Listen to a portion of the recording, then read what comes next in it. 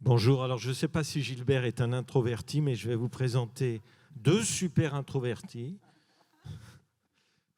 Merci Jean et Yannick d'être là. Alors vous êtes aussi des sportifs. Bah si, le spectacle c'est du sport, non? Hein? Alors vous avez des micros, il faut les prendre, il faut les allumer s'ils ne le sont pas. Ce qui est terrible, Francis, c'est qu'en fait, on passe notre vie sur scène. J'y étais encore tout à l'heure. Et quand on me dit, mais tu prends pas ton micro? Ah, mais je suis pas sur scène. Ah oui. Donc vous allez d'abord nous parler un petit peu, on va faire défiler quelques photos de votre travail depuis longtemps et de votre orientation. Alors qui est-ce qui veut commencer à décrire ce que fait votre compagnie aujourd'hui et un petit peu l'historique? On va laisser parler les gens. Allez Jean. Alors, la compagnie, pardon, tout à l'heure sur scène, on jouait en extérieur, donc on avait du vent, de la pluie, etc. Mais ça nous plaît, donc il n'y a pas de souci. C'est un petit peu le lien avec Gilbert Goulin. Alors, je le signale, parce que tu ne le vois peut-être pas, vous avez un écran, vous pouvez le voir. Et donc, les frères Ripetou, il faudra nous expliquer ce que c'est. Oui. En deux mots, la compagnie Pile Poil, c'est d'abord une aventure humaine. C'est-à-dire que nous, depuis très longtemps, on crée des spectacles vivants. On les crée, on les produit, on les diffuse, mais à une échelle artisanale. C'est-à-dire qu'on tient absolument à rester artisan de notre travail. Et notre plus grande joie, c'est d'aller à la rencontre de tous les publics, dans tous les lieux. C'est pour ça qu'on dit que notre compagnie est quelque part tout terrain. On s'adapte. On est des vrais caméléons. On essaye d'être là où on ne nous attend pas, dans des lieux atypiques, sur du hors les murs. On travaille vraiment tous azimuts. Alors, on crée aussi des actions de territoire. On crée des festivals, on crée des événements. Voilà, c'est un petit peu. On a créé aussi une exposition, des ateliers. Voilà, c'est multiforme. Donc, vous avez tous compris, c'est une compagnie de théâtre, mais qui a une particularité. Professionnelle. Complètement professionnelle. On va en parler plus tard. Vous êtes beaucoup dans le Vexin, mais vous êtes partout en France et même ailleurs. Mais vous avez quand même quelque chose de particulier depuis une vingtaine d'années. Et Yannick, vous pouvez peut-être nous expliquer. Donc, vous avez, le mot de créneau n'est pas beau, mais vous êtes très axé sur l'écologie. Pourquoi? Est-ce qu'il y a eu un déclic à un moment? Ça fait 20 ans à peu près que vous avez pris En fait, le premier spectacle donc, qui s'appelle Les Frères Ripetou a été créé en 2001. Alors c'est un petit peu le hasard, en faisant rapide. En fait, on avait un spectacle qui s'appelait La Poubelle Enchantée, dont le sujet n'était pas du tout l'écologie. Et en fait, 2000-2001, c'est les années où on est passé au tri sélectif, enfin, au tri, parce que sinon on dit deux fois la même chose. Et à l'époque, Éco-Emballage, qui était la société qui a mis en place et où le tri est devenu obligatoire donc d'un point de vue national, est venu voir le spectacle et nous a demandé si on pouvait modifier les informations, enfin un peu le spectacle pour pouvoir sensibiliser le public au tri des déchets. Et l'idée, c'est qu'un spectacle, quand il est écrit, il a un certain objectif, c'était difficile de changer ce spectacle. Donc avec eux, on a créé ce spectacle, Les Frères Ripetou, donc en 2001. Et on a sillonné la France entière, du nord au sud et d'est en ouest. Et à l'époque, la personne qui s'occupait de la communication avec Emballage nous a dit « Oh là là, vous allez travailler pendant des années, des années ». Et en effet, cet après-midi, enfin aujourd'hui, on était à Suresnes et on a encore joué ce spectacle-là. Donc ça fait 22 ans, voilà, et il tourne toujours. Donc c'est quand même très axé sur l'écologie au sens large, la défense de l'environnement, de la nature, le tri sélectif, le réchauffement climatique. On va parler de tout ça un peu plus. Votre public, parce qu'on verra un extrait d'une de vos pièces, c'est surtout dans l'extrait des enfants, on les entend, on ne les voit pas, mais on les entend. Votre public, c'est qui? On va laisser parler Jean. Vas-y, Jean. J'ai envie de dire, c'est tous les publics, il n'y a pas d'âge en fait. Nous, ce qui nous plaît, c'est justement que ce soit intergénérationnel, qu'il y ait beaucoup de publics de tous les âges, un échange possible justement sur l'écologie. On définira un petit peu la notion d'écologie aussi, c'est important de le dire, parce que avoir l'occasion. Voilà, mais c'est important de fixer un petit peu, de voir quel est notre point de vue sur l'écologie, quel est notre rôle quelque part d'artiste, de créateur par rapport à l'écologie aussi. Et donc du coup, c'est vrai que nous, les publics, il n'y a absolument pas, ça va du plus petit au plus âgé, et quel que soit l'endroit, le type de manifestation, il y a une chose qu'on peut partir de l'inverse, on peut dire qu'est-ce qu'on n'aime pas? On n'aime pas un ghetto jeune public, par exemple. On ne s'adresse pas à un jeune public. Pour nous, un spectateur, quel que soit son âge, absolument, je veux dire, il doit trouver son intérêt. Par exemple, avoir un spectacle enfant où les parents sont simplement accompagnateurs, moi, ça ne me suffit pas. C'est pas du tout par ego que je dis ça ou par voilà, mais c'est simplement parce que je trouve ça tellement important que chacun y trouve son plaisir et son avantage dans un spectacle. Tout le monde doit être concerné. Alors, je vous propose qu'on voit un premier extrait. Donc, c'est... Ah, pardon, là, c'est... Je sais pas, je me demandais si vous aviez besoin de quelqu'un qui vous fasse vos relations publiques. Hein. Donc, je me proposais, parce que c'est que dithyrambique sur votre travail. On ne l'a pas fait exprès. On l'a vraiment pas fait moi, j'ai fait exprès de le choisir. C'est terrible. Hein. Les gens nous rappellent, on se dit, mais pourquoi vous nous rappelez? Mais il y a 20 ans, la presse papier était importante. Ouais. Maintenant, c'est les réseaux sociaux. C'est complètement différent. Alors, on va regarder un premier extrait. C'est 3 moments d'une même pièce.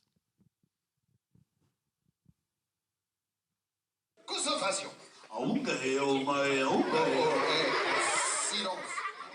Tu crois que je les ai pas vus, les grimaces? Sans les grimaces, attention à vous. Hein. Bon, attention. Chut.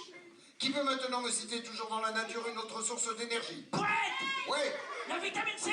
Non, refusez, ça fabrique pas des... Poète! Ouais, poète. Le soleil! Le soleil? C'est votre dernier mot, mademoiselle? Oui, Jean-Pierre, c'est mon dernier mot. Jean-Pierre. Eh bien, réponse exacte, bravo le soleil! Bravo! Eh ouais, le soleil, c'est une bonne réponse, absolument. Merci. Restez concentrés, ça n'est pas terminé. Ok, je suis au taquet. Attention. Oh, en silence. Et sans les grimaces. Bon, attention. Que fait-on avec le soleil? Poète, on bronze. Non, c'est pas la bonne réponse, mademoiselle. On fabrique quelque chose, on fabrique de l'élé. De l'électrique. Voilà. Et pour ça, on utilise une plaque ou un panneau. Oh, alors là, bravo. Alors c'est vous qui avez un panneau solaire. Alors là, bravo. Un panneau solaire, bravo. Absolument. Alors résumons-nous. Mademoiselle, 1 point. Le public, 1 point. Gaston, 1 point. Et monsieur, 0. Monsieur 0. Ça n'est pas terminé. Nous avons parlé de l'eau. Nous avons parlé du soleil. Il nous manque une énergie. L'eau, le soleil. Le vent. Et que fait-on avec le vent? Des proutes. On fabrique de l'électrique. Et pour ça, on utilise une éolienne. Vous savez ça, vous? Alors là, je comprends plus. Mais tu te rends compte, Gaston? Ils sont tout bons en réponse. Les plaques solaires, mais ils savent déjà tout. Bah oui, ils savent tout. Attends, je sais pas pourquoi nous, les frères Ripetou, on est restés cet après-midi, parce qu'ils savent déjà tout. Bah oui, bah on s'en va alors. Je crois que vous avez oublié qu'on a voyagé dans le temps et que nous sommes en 2050. Et en 2050, il n'y a plus de Bretagne. Quoi? Eh ouais. Mais elle est passée où, la Bretagne? La Bretagne en 2050, si on continue à faire des bêtises, eh bien, de la pollution, eh bien, la Bretagne, elle est sous l'eau. Eh oui, à cause des inondations, à cause de la fonte des glaciers, à cause de la montée des eaux, à cause du réchauffement de la planète. Ça va chauffer, attention. Ça va chauffer, attention. Ça va chauffer, attention. Ça va chauffer. Même les frileux vont pouvoir se baigner. Ah, super! La mer est bonne de l'île à Montpellier. L'eau des rivières est à 25 degrés. Mais il n'y a plus de glace des Alpes aux Pyrénées. Et pourquoi? Parce que ça va chauffer. Attention! Ça va chauffer. Attention! Ça va chauffer. Attention! Ça va chauffer.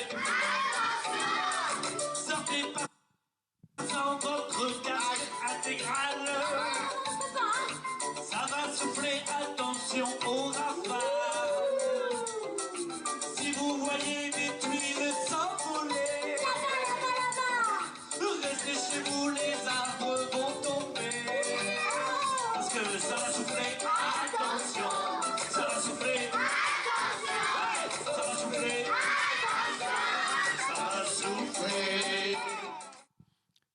On a des amis bretons qui devaient venir, ils ne sont pas là. Alors, il y a beaucoup des ingrédients de ce que vous faites, là, un peu de comédie musicale, le cirque, le cabaret, le théâtre, etc. Comment s'appelle cette pièce ? Les frères Ripetou. Les frères. justement. Alors voilà, un frère il peut tout, l'autre on l'a vu. Ce spectacle, donc vous le jouez un peu partout et pour tous les publics. Je voudrais maintenant, parce on va plus tard parler du prochain spectacle, et donc on va parler un peu d'écologie maintenant. Alors, voilà, on va parler un peu de GIEC, et vous êtes derrière, voilà, vous êtes les tueurs du climat, du mauvais. Est-ce qu'en 20 ans, on va un peu parler de ce rapport du GIEC, que grâce à vous, j'ai lu quasiment intégralement.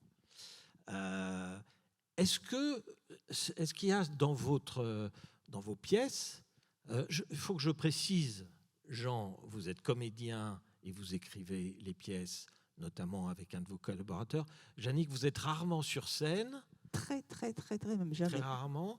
Et justement, votre rôle dans la... Moi, je m'occupe plutôt de toute la partie administrative, communication, et puis tout ce qui est en effet comptabilité. Voilà.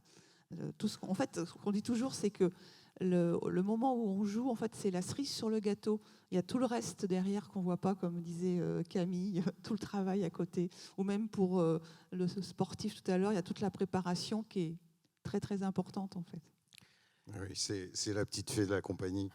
Sans elle, je ne peux rien faire. C'est impossible. Voilà, c'est le moteur.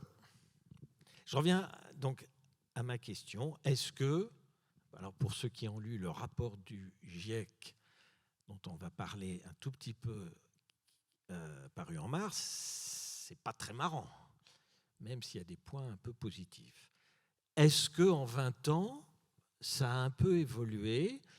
Et je me base simplement sur moi. J'ai vu la répétition de votre prochaine pièce et ça m'a paru un tout petit peu noir. On voit défiler quelques photos des catastrophes provoquées par le changement climatique. Est-ce que vous avez eu une évolution ? Est-ce que c'est un peu plus noir, même si c'est toujours drôle et il y a de la comédie, ou pas ?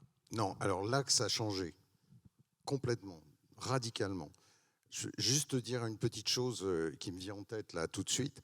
Quand on a commencé à travailler sur l'écologie, enfin comment est-ce qu'on pouvait mettre en scène l'écologie, comment nous artistes on pouvait s'emparer de ce sujet qui nous concerne tous et comment le faire en apportant quelque chose, parce que c'est pas, l'idée de faire un fonds de commerce de l'écologie, franchement c'est une stupidité parce que c'est d'une complexité sans nom. Donc d'abord il n'y a pas de vérité en écologie, ça n'existe pas, tout est subjectif. On a des faits, on a des chiffres, mais à partir de là, ce n'est pas ça qui va faire bouger les choses. Ça, c'est la première remarque. Non, il y a 20 ans, quand on a commencé, pour vous dire où on en était, quand on appelait les mairies, par exemple, pour leur parler de notre spectacle, on leur parlait de développement durable, et la plupart du temps, les interlocuteurs au bout du fil nous disaient « Vous pouvez répéter ? Le quoi ? Le développement, comment vous dites ça ?» Voilà, donc vous vous situez. Il y avait 2 compagnies, je crois, à part nous, au niveau national, qui travaillaient dessus. Donc on a eu l'impression de jouer les explorateurs. C'était juste passionnant, et ça l'est toujours. Non, ce qui a changé, fondamentalement, là j'en suis certain, c'est que pendant très longtemps, on a parlé de sauver la planète, et que maintenant, il est question de sauver l'humanité. Il est question de sauver l'homme. L'axe a changé complètement. Ça, c'est la première des réflexions. Ça, on le ressent d'une manière incroyable. Et puis, il y a un autre phénomène où maintenant, on ne peut plus travailler de la même manière. Quand j'ai écrit le dernier spectacle, je me suis rendu compte que, par exemple, on parlait des Ripetou, il y a une séquence qu'on vient de voir là, sur la météo en 2050, où on extrapolait, donc il y a 20 ans. Il y a 20 ans, en 2050, en ayant travaillé avec des scientifiques, parce que nous, on n'est pas scientifiques, on n'a pas cette légitimité-là. La plupart nous ont dit, en 2050, il risque d'avoir donc effectivement le niveau de la mer qui va monter. Et nous, on s'est dit, qu'est-ce qui peut frapper l'imagination ? La Bretagne, le nez de la France. On l'a extrapolé, on a dit, effectivement, il n'y a plus la Bretagne. On a dit, il risque d'avoir des températures à plus de 30 degrés en hiver. On s'est dit, oui, 2050, c'est plausible. Eh bien, on est en 2023. L'accélération qu'il y a depuis ces années-là, c'est juste incroyable. C'est-à-dire que tout ce qu'on avait envisagé en 2050 est en train de se produire sous nos yeux. Il va s'accélérer d'ici 2030. Donc voilà, ça, ce sont des choses fondamentales qui ont changé. Mais ce n'est pas pour ça qu'il ne faut pas en rire.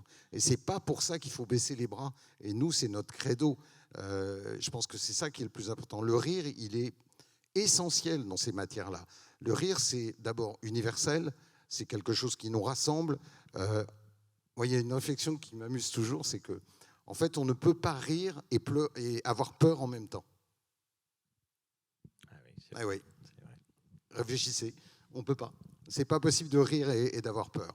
Donc nous, on a choisi le parti d'en rire, et le rire est une arme redoutable, c'est une arme incroyable. C'est surtout quelque chose qui, comme la musique, en fait, qui est universelle.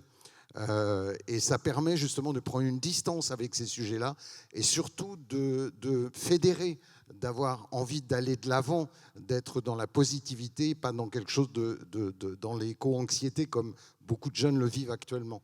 Donc nous, on y croit plus que jamais et on essaye de faire avancer les choses. Il reste peu de temps, mais je pense que ça vaut vraiment la peine. Et ce que je dis aux jeunes souvent, je leur dis, mais et si vous étiez la première génération qui peut peut-être faire quelque chose pour changer les choses? Déjà, on prend un axe différent. Mais c'est vrai que les choses ont beaucoup changé. Alors, le rire, le jeu. Donc, dans les extraits que j'ai vus, celui qu'on vient de voir, il y a un jeu. On verra tout à l'heure un extrait de la pièce que vous étiez en train de répéter, je ne sais pas si vous avez fini. Il y a un jeu qui ne se passe pas très bien d'ailleurs pour la lauréate. Je vous avais dit qu'il y aurait une surprise. Je vais vous faire jouer. Mais c'est sérieux là. Hein? Alors, vous respirez, vous restez... Préparez-vous. J'arrive tout de suite. Oh là là, la surprise. Ça sent la mise en scène. Ah bon?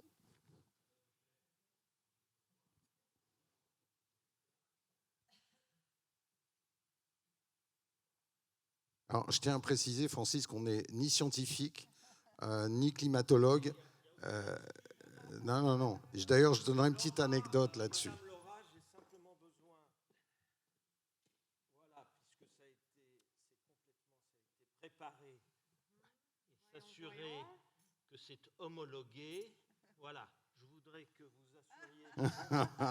Le buzzer. C'est conforme. Non, on n'a rien entendu. Voilà. Oh là. C'est conforme. L'autre. C'est conforme. Bon, Je celui-ci, confirme. c'est pour qui?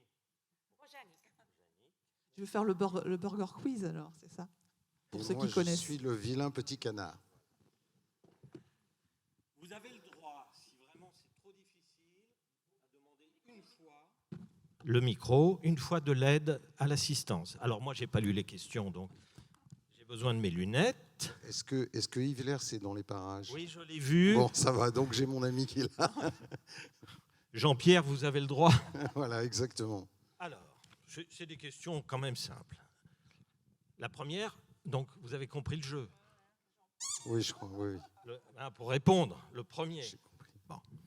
Alors, prêt, il faut trouver ce que c'est. Je suis né en 1988. Je suis une association de pays formée de 3 groupes de travail et d'un task force. Je fais des projections. Je suis composé de 195 pays. Vous avez le droit de faire poète-poète, mais évidemment. Vas-y, je te laisse. Je suis le... On vient d'en parler, c'est le GIEC. Ah, oui. Il a eu peur, Francis. voilà. Je vais laisser finir. Hein, je vais jusqu'au bout. Si je suis sadique, le GIEC, c'est quoi? Alors, c'est le groupement intergouvernemental, je ne sais plus, voilà, d'experts intergouvernementaux voilà. sur l'évolution du climat. Évolution du climat, c'était le E qui me... Deuxième question. Vous Oui. êtes prêts? Vous êtes au taquet, C'est comme bon, on au dit taquet. chez vous? Bon. Nous sommes dans la période la plus chaude. Observez. Notez bien le mot. Observez. Depuis A, 1789. B, 6000 ans. C, 1850.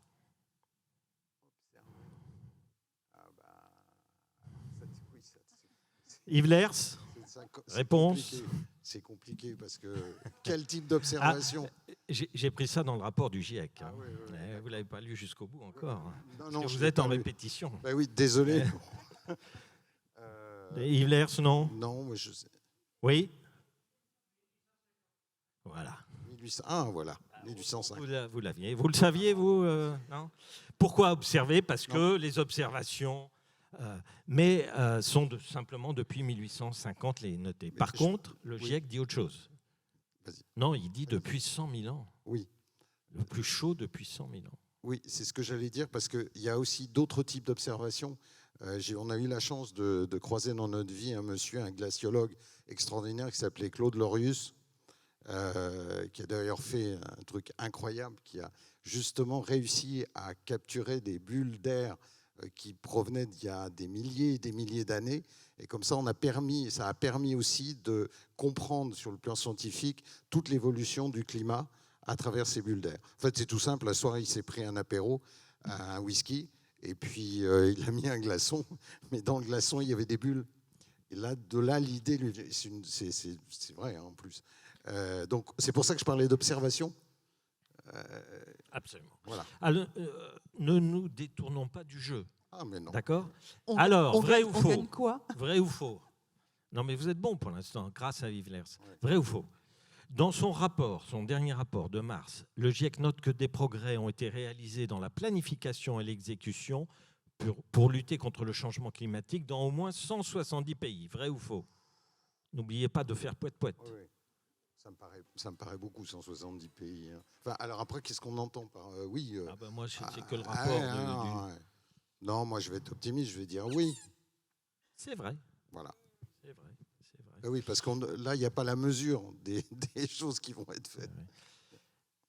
Vrai ou faux? Lors de la dernière décennie, les émissions de gaz à effet de serre ont continué à augmenter fortement, mais 2 fois moins vite que lors de la décennie précédente. C'est faux. C'est faux. C'est faux. Yannick aussi? Ben, tu avais le droit parce qu'il a faux et tu as vrai. Voilà. Oui, c'est vrai, mais c'est très insuffisant. Dernière question. Dans son dernier rapport, le GIEC a recommandé que des compagnies pile-poil soient franchisées dans le monde entier. Vrai ou faux? Je m'abstiens. Bah, c'est sympa ce petit jeu.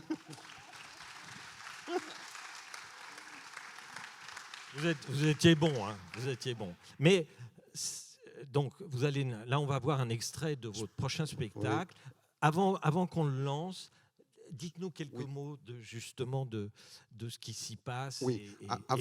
Attends. Oui, vas-y. Pardon. Allez-y. Attendez. Juste une petite chose par rapport à l'aspect scientifique, puisqu'on vient parler du GIEC. Nous, on s'est posé la question, justement, alors c'est vraiment quelle légitimité, encore une fois, on a, nous, en tant qu'artistes, par rapport à tous ces sujets-là. Moi, pour monter un spectacle, on vient au nouveau spectacle. Il faut, allez, je vais dire, oui, bien 2-3 ans de travail pour aller chercher des informations. Nous, notre idée, c'est d'être le plus clair possible par rapport à ce qu'on va délivrer comme information dans les spectacles, pour ne pas dire de bêtises. Donc, on s'entoure ça demande énormément de temps de préparation. Et on a eu la chance de participer à une expédition, l'expédition 7e continent, avec un explorateur navigateur qui s'appelle Patrick Dexon. On l'a fait en 2015. Donc, dans les Caraïbes, on est allé, on a accompagné avec un de nos spectacles, donc l'Or Bleu. On l'a accompagné en Martinique, en Guadeloupe, à Saint-Martin, etc. Et il y avait une trentaine de scientifiques à bord du bateau. Et nous, on n'emmenait pas large parce qu'on arrivait, on se disait, mais qu'est-ce qu'on vient faire là? Quelle est notre place? Pourquoi, qu'est-ce qu'on va amener? Et surtout par rapport à des scientifiques dont c'est la vie de travailler sur ces sujets comme le microplastique, etc. La première fois qu'on en a parlé, ils sont tous tombés dessus sur nous. Ils nous ont dit, mais attendez, vous rigolez? Mais nous, on est incapables de faire ce que vous faites. On a les données scientifiques, mais quand à les vulgariser, quand à trouver la manière de faire comprendre au plus grand nombre ce qu'on est en train d'étudier, parce que c'est très technique, parce qu'effectivement, mais non, votre rôle, il est hyper important. Et là, du coup, on s'est dit, mais oui, si nous, on arrive à traduire en images et que ce soit accessible, notamment aux jeunes générations, parce que c'est ça notre propos, quand on parlait tout à l'heure de spectacle jeune public, oui, mais je pense que pourquoi on fait ça, et merci de m'avoir posé la question, c'est que on fait ça parce que moi, quand j'avais 10 ans, mais qu'est-ce que j'aurais aimé qu'on me raconte des choses, on me dise attention parce qu'il va se passer ça. Personne ne me l'a dit à l'époque. À l'époque, quand j'étais jeune, on me disait mais non, les ressources sont infinies, on peut faire plein de choses, il n'y a aucun problème. La génération dans laquelle je finis, dans la génération dans laquelle j'appartiens, il faut penser qu'il y avait encore des zones inexplorées sur le globe. Ça paraît complètement fou maintenant, on a une époque où tout... Mais il y avait encore des peuplades qu'on ne connaissait pas, notamment en Amazonie, etc. Ce qui était passionnant, c'est que le monde n'était pas fini. Et maintenant, tout a changé là-dessus. Je me suis perdu, bon bref. C'est pas grave. Alors, avant de passer l'extrait, Yannick, un petit résumé de l'histoire de cette nouvelle pièce qui s'appelle Chauffe qui peut. Chauffe qui peut. Un petit résumé pour qu'on comprenne. En fait, on va surtout aborder la question de la biodiversité, mais vraiment la biodiversité au sens large. Il faut comprendre, quand on parle de biodiversité, les gens pensent uniquement les petites bêtes et tout, mais en fait, la biodiversité, c'est le vivant dans son ensemble. On fait partie de la biodiversité, mais c'est aussi la végétation. Donc, on va aborder tous ces sujets d'une manière assez large. Mais c'est Jean qui est quand même l'auteur qui en parlera plus que moi. Je voulais vous donner aussi la parole. Que ce soit équitable. Ouais. Y a un jeu et il y a une jeune femme qui veut aller dans des tas d'endroits, qui va perdre. Elle ne peut pas aller en Australie, elle ne peut pas aller en Sibérie, elle ne peut pas aller etc. Et elle va arriver à... On peut le dévoiler ou pas? Oui. Saint-Flonflon. À Saint-Flonflon-les-Bains. Bon.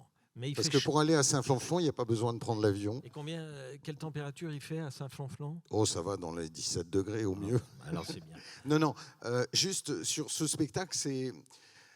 Alors, comment dire? C'est le questionnement, c'est quel est notre rapport au vivant? Comment nous, les humains, on peut se placer par rapport à ce rapport? Et surtout, de faire comprendre à la majorité de nous-mêmes, enfin des spectateurs, que ce sujet de la biodiversité est aussi important que le réchauffement climatique. Et ça, je pense qu'on n'en a pas conscience. Parce que si la biodiversité meurt, l'espèce humaine ne pourra pas vivre sur Terre. Je pense que vous pensez que de toute façon la planète s'en sortira, mais nous, l'espèce humaine, non, c'est pas possible. On n'a pas le choix. Alors ça, par contre, les scientifiques sont certains, il n'y a pas de souci. Et juste une petite chose, pourquoi j'ai écrit ce spectacle? En fait, ce spectacle se répéter à partir de février 2020. D'accord, on a compris. Vous comprenez? Donc ça fait 3 ans que ce spectacle. Et notamment, j'avais travaillé avec une journaliste qui s'appelle Marie-Monique Robin, et qui a écrit un bouquin passionnant qui s'appelle des pandémies, bref, sur les pandémies. Et j'avais travaillé avec aussi un scientifique qui s'appelle Serge Morand. Et Serge Morand parlait de la fréquence ce qu'on appelle les zoonoses, c'est-à-dire les maladies qui passent de l'animal à l'homme. Et donc, il y a une accélération de ces virus, etc., depuis 20 ans qui est constatée, c'est factuel. Et arrive là-dessus la pandémie, la Covid. D'ailleurs, on avait prévu une séquence qu'on a enlevée parce qu'on avait l'impression qu'elle était prémonitoire à l'époque, mais maintenant ça fait un peu réchauffé. On regarde. Voilà. Eh bien moi je savais pas que les vaches qui pètent ça réchauffe la planète. Oh ben chérie, alors vous n'êtes pas très enjoués là, hein, vous plombez l'ambiance là, regardez, tout le monde fait la tronche. Hein. Bon allez, heureusement que moi je suis là, moi j'ai une petite blagounette, vous êtes prêts? Allez mon chéri, on est content. Donc la blagounette, qu'est-ce que c'est? Eh bien pour des... Non, vous savez ce que c'est vous savez ce que ça fait une vache croisée avec un kiwi? Non. Eh bien une vache kiwi. Oh, je suis drôle. Ah mais il est parti. Oui, c'est ça. Et alors, qu'est-ce que j'ai gagné? Eh ben alors, mais j'ai gagné, moi qu'est-ce que j'ai gagné? Imaginons que nous sommes en Malaisie, dans un village, petit village près de la forêt tropicale. Dans cette forêt vivent plein de chauves-souris depuis des milliers d'années. Oh, on fait les chauves-souris? D'accord. Un jour, les hommes mettent le feu à la forêt, détruisent tous les arbres pour planter à la place des palmiers à bord de l'huile de palme. Les chauves-souris s'enfuient pour ne pas mourir. Vite, vite, viens chérie, on s'en va. Elles n'ont plus de maison, plus rien à manger. Elles ont très très faim. Oh, j'ai le ventre qui gargouille. Elles s'envolent et partent à la recherche de nourriture. Viens, là-bas, il y a peut-être quelque chose à manger. Ouais, là, oui, je cherche Voilà. longtemps, oui. Là-bas, il y a quelque chose à manger. Viens, suis-moi. Quand tout à coup, elles aperçoivent un magnifique arbre couvert de fruits au milieu d'un village. Ouais, je pense qu'on a été trop vite du coup, Mylène. Ah merde. Je pense qu'on est là, on cherche de la nourriture. Ah, on cherche Hop, ici, quand d'accord. tout à coup, un arbre dans le village. Et là, Trouvez sur vous-même. oui, on cherche, oui, oui, oui. tout à fait. C'est con. Prendre dedans parce qu'ils sont complètement nuls. Vous êtes sur la table, là, ils sont dedans. Là, bam, ils n'arrêtent pas de se faire des noms. C'est ça. Elles ont très très faim. Et il faut que tu règles les ultrasons, hein. Elles s'envolent et partent à la recherche de nourriture.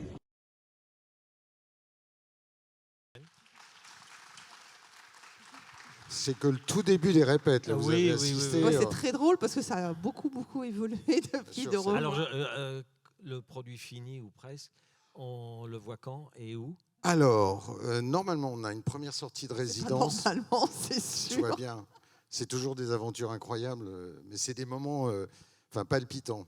Non, parce qu'on est sûr de rien. Mais normalement, on doit jouer ce spectacle le 15 mai. Je parle Le sous- 16 mai. Voilà, déjà j'ai tout faux. Le 16 Le 16 mai à Nogent-sur-Marne. au pour théâtre Watteau. Voilà, Donc la ça scène sera la- Bateau, voilà, c'est une ville avec qui on travaille tous les ans, qui fait un travail avec les écoles, ils travaillent sur les éco-gestes. Et les classes qui ont participé sont récompensées par un spectacle. Voilà, donc ça sera la première. Bon, Ouais. Voilà. donc retenez-le, 16 mai, Voilà, Nogent-sur-Seine. Sur Marne. Ah, sur Marne. il y en a tellement Mais, de Nogent. mais bientôt dans le Vexin, de toute façon, il y Oui, aura oui. des Bon, choses ben on va. prévues. Merci pour la transition. Alors, je sais qu'on va dépasser un peu l'horaire, mais c'est pas de notre faute. Euh, Le Vexin. Moi, j'ai une blagounette. Les comédiens, ils habitent où ça, nécessairement, près de là. Chaussée Jules César. Eh oui, chaussée César. Hein. Donc, vous habitez juste à côté de la chaussée César. Où ça? On habite à Gouzangret. Voilà. Un petit Et hameau. vous m'avez dit combien c'était important pour vous d'habiter là, c'est magnifique. Moi, j'y suis allé, et là, c'était en hiver, donc on a eu du mal d'ailleurs à trouver le chemin, mais c'est magnifique. Et là, je voudrais qu'on parle un petit peu de toutes vos actions dans le Vexin, qui sont très importantes. Mais d'abord, vous aimez vraiment ce pays, ce territoire. Donc, on va avancer un peu. C'est pas chez vous, ça? Non, Non, c'est on pas chez aimerait nous. bien. Et alors, vous avez PNR. créé plusieurs festivals.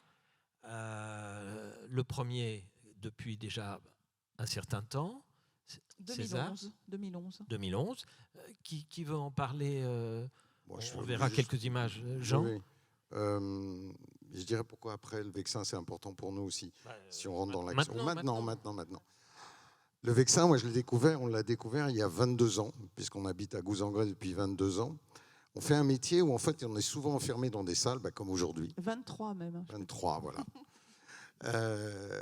Dans des salles. Et moi, depuis tout petit, j'ai besoin de nature, d'être en contact avec la nature. Je suis malheureux si je n'ai pas ce contact.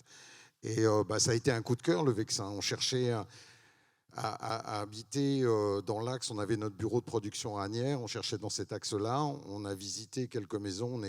Ça a été le coup de foudre. Oui, et puis à l'époque, on avait 2 jeunes enfants. Donc, comme beaucoup de familles, je pense, qui arrivent dans le Vexin à l'heure actuelle, souvent les gens viennent à la campagne parce qu'ils ont des enfants qui sont jeunes et ils ont envie qu'ils grandissent à pouvoir courir dans les rues, dehors, et pas dans un parc, dans la pollution, en fait. Oui, et c'est vrai que moi, j'ai besoin, en tout cas, de voir l'horizon. Voilà. Et dans le Vexin, Dieu sait s'il y a des endroits, on parlait de la chaussée Jules César, on peut aller loin dans cette idée-là. C'est un peu comme l'image de, je ne sais pas si ça dira peut-être des choses à certaines personnes, je ne sais pas si vous vous souvenez, cette image il y avait un monsieur qui s'appelait Follon. Et moi, j'étais jeune à l'époque, mais je me souviens que ça s'appelait Antenne 2 à l'époque. Antenne 2. Hein. C'était à l'époque préhistorique. pour les médias, et donc télévisuels. Et donc, ce monsieur, à la fin, on voyait les livres s'envoler, il y avait cet horizon, etc. Ça m'a toujours marqué, ça. Et j'ai retrouvé ça dans le Vexin. J'ai retrouvé cette possibilité de, waouh, d'avoir ces paysages, de vivre les saisons. C'est vrai un peu partout, mais je trouve que cette lumière du Vexin, cette particularité de la pierre, etc., de ces villages, voilà, on a posé nos bagages, on n'avait plus envie d'aller ailleurs, quoi. Alors, le festival, le premier, celui donc créé, avant qu'on passe à la petite vidéo qui monte, il y aura une prochaine édition. Racontez-nous un peu l'idée de ce... Alors, c'est parti, en fait, on habite à Gouzangret, donc ça a été créé, donc le festival existe depuis 2011. À Gouzangret, il y a une petite fête qui s'appelle le Pétillon, qui a lieu tous les ans en juin, qui réunit qui réunissait, parce que je ne sais même plus si ça existe encore. En fait, tous les habitants pouvaient venir dans la rue manger, partager un morceau. Et notre maire de l'époque, malheureusement qui n'est plus de ce monde, nous a dit « Ah, la communauté de communes est propriétaire d'un lieu qui est super, s'appelle le Camp de César. Ça serait vraiment chouette si on arrivait à faire quelque chose là-bas. » Et ça a commencé comme ça. Et une des élus de la communauté de communes nous a appelés. Et c'est comme ça qu'en 2011, la première édition, c'était juste sur une journée. Donc c'est là, ça existe. Voilà. Ça va avoir lieu en 2023 ? Ça va avoir lieu en 2023. Donc vous faites venir pas que vous faites venir des tas de compagnies et ça se passe dans tous les villages du Vexin. Tout à fait. Au départ, c'était dans un lieu unique, donc au Camp de César, pour les gens qui connaissent, donc à Nucourt. Et depuis 2018, c'est itinérant dans les villages et on va maintenant au plus proche des habitants. Et en fait, on touche un public qui ne bouge pas forcément de son village. Beaucoup en plein air. Oui. Hein.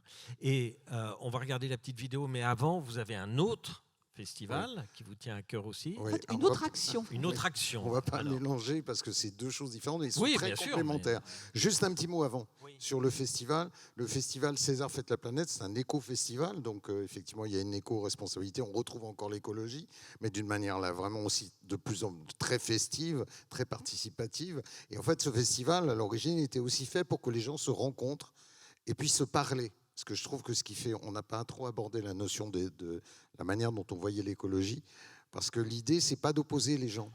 Chacun peut avoir des points de vue différents. On peut tous avoir des points de vue. L'important, c'est de se parler, c'est d'échanger, c'est d'arrêter d'avoir des a priori. Et nous, on trouvait que ce type de festival, qui était très populaire ou qui s'adressait à tous, qui était en entrée libre. Pardon. Voilà. Je vous coupe. On lance la vidéo, mais baissons le son. Et non, mais comme ça, je sais qu'on est pris un peu par le temps. Oui, bien là. sûr. Et donc ce festival, eh bien, on va faire la 12e édition cette année. Il a quand même réuni plus de 40 000 participants. On a accueilli 200 spectacles professionnels. On a eu 150 compagnies qui ont travaillé sur ce festival. On a accueilli 9 000 scolaires. C'est une aventure absolument incroyable. Et c'est au plein cœur des villages. C'est-à-dire que c'est au plus près du lieu de vie des habitants. Et c'est en accès libre.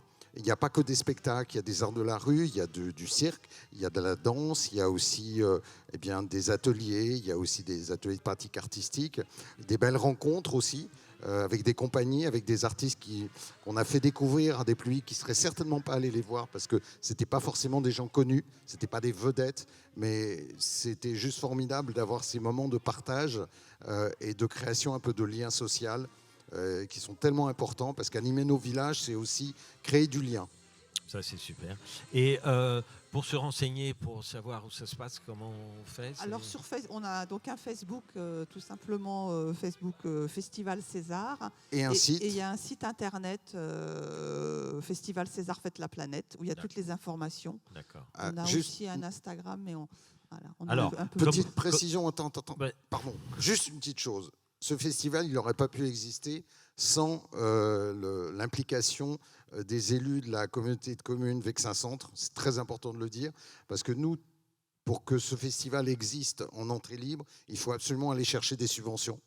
C'est absolument pas facile, mais il faut qu'il y ait des élus qui nous suivent, il faut qu'il y ait des collectivités qui soient avec nous. Et c'est primordial, c'est-à-dire que c'est à ce prix-là qu'on peut effectivement en faire bénéficier le maximum. Donc, la CCVC, la région Île-de-France, le conseil départemental, La MSA depuis l'année la dernière. MSA, la mutuelle sociale Voilà. agricole. Et là, le festival César Pète la Planète, c'est vraiment un festival qui est uniquement sur la communauté de communes Vexin Centre, étant Oui. donné qu'il subventionne. D'accord. Voilà, c'est près important de le signaler 30, parce qu'on va 40. parler de l'autre événement qui, lui, est beaucoup plus large. Alors, l'autre événement, Alors, ça s'appelle, c'est une toute nouvelle en aventure. condensé, parce qu'on est J'essaye. vraiment pris par le temps. J'essaie. Ben, c'est le des problème, questions. c'est que c'est très riche tout ça. Eh oui. Mais on pourra en reparler. Et puis Alors, il y aura le retrouver- pot, on pourra continuer. Oui, oui, tout à fait. On a, Alors, je parle là- sous le contrôle de Laura. On a 5 minutes. Bon. Merci. On dépasse Merci, les 10 Laura. minutes. Vraiment, c'est important parce que ça concerne vraiment, là, c'est des projets de cette année. Plus que des projets, c'est des actions. Alors, ça s'appelle les Olympiades culturelles du Vexin. Ça a commencé l'année dernière. Cette année, on va avoir la 2e édition. C'est tout simplement célébrer le mariage du sport et de l'art et de la culture. Ça paraît comme ça. Oui, hein. Gilbert. Là. Oui, oui, mais justement, je irai interviewer Gilbert tout à l'heure là-dessus. Alors, on a la chance cette année d'être lauréat de l'appel à projet du conseil départemental du Val d'Oise, donc lauréat de l'appel à projet Terre de Jeux, donc qui va nous permettre de faire encore une plus belle édition. L'année dernière, on a fait une édition à l'arrache, parce qu'on a eu les réponses très très tardivement. On a la DRAC avec nous, dans le cadre de l'été culturel. L'année dernière, on a fait des étapes à Omerville, sur le territoire de la communauté Val-de-Seine, et à Magny aussi, on a fait des centres de Oui, loisirs. après, en fait, c'est une action qui a lieu Sur les surtout sur 3. l'été. Donc, en fait, en juillet-août, on a fait une tournée dans les centres de loisirs, donc au niveau du territoire ici. Donc, c'était Magny-en-Vexin, à Villers-en-Arty, et puis aussi sur. Là, en fait, les actions ont lieu sur les 3 intercos, donc communauté de communes Vexin-Centre, Vexin-Val-de-Seine et Sauceron Impressionniste. Voilà. Voilà, ça Et réunit. donc, en ça fait. sera juillet, août. Alors, en fait, il y aura une tournée centre de loisirs juillet-août, mais aussi avec des sorties Des sorties culturelles. culturelles. Quand Camille parlait du hangar des arts l'année dernière, on a fait une sortie en vélo électrique. On a emmené les gens à la découverte. à la découverte du hangar des arts. de l'art À la découverte de l'art contemporain. Et ça, c'était juste fabuleux d'associer le vélo à l'artistique. C'est ce qu'on cherche à faire. Il y a des choses magnifiques à faire. Nous, on essaye vraiment de faire bouger les choses. Et croyez-moi, ce programme cette année va être juste fabuleux. Donc voilà, c'est. Et là, on y pareil, croit. alors, il y a un site internet qui s'appelle lesolympiades-culturelles-du-Vexin.com, Tout attaché. voilà, tout simplement. Et par contre, il n'y a pas de Facebook spécifique. Non, pour l'instant, non. Mais voilà, mais en tout cas, on mettra des petits docs, des petits trucs, etc. Voilà. Ça a été rapide. Hein. Et puis, on est en tournée. Et puis, on est en tournée. Mais... On a presque, là, ça nous fait plaisir parce qu'on a presque 40 dates d'ici la fin juin de tournée en région parisienne et dans plein de départements. Et c'est juste un bonheur, après ces 3 années d'interruption, pratiquement, de pouvoir enfin retrouver le public. Vous ne pouvez pas savoir à quel point c'est essentiel pour nous de retrouver le contact avec le public et tous les gens et de participer à ces belles rencontres du Vexin. Merci énormément. Merci Francis. Non, avant de passer aux questions, moi je dirais que les rencontres, c'est un public, mais c'est aussi pour nous. Et vraiment, c'est une très belle rencontre de vous avoir rencontré. Toutes les actions qu'on fait sur le Vexin, c'est aussi se faire rencontrer les gens et que les gens sortent de chez eux, sortent Bien de leur sûr. écran de télévision. Et voilà, c'est On le a- plus important en fait que les gens on a- partagent. Pardon, quelques minutes pour si vous avez quelques questions pour Yannick et Jean. Je sais que vous avez faim et soif. Des questions?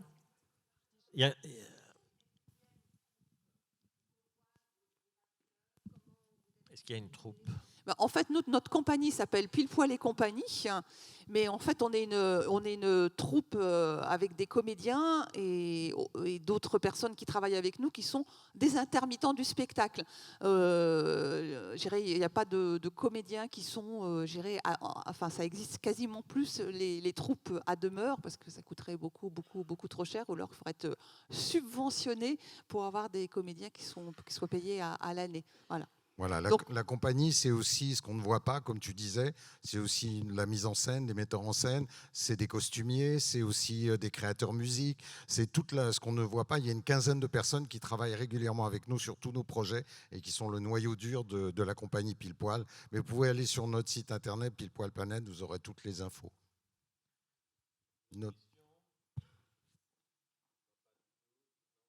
Yves n'a pas de questions à poser? Il connaît les réponses. Non.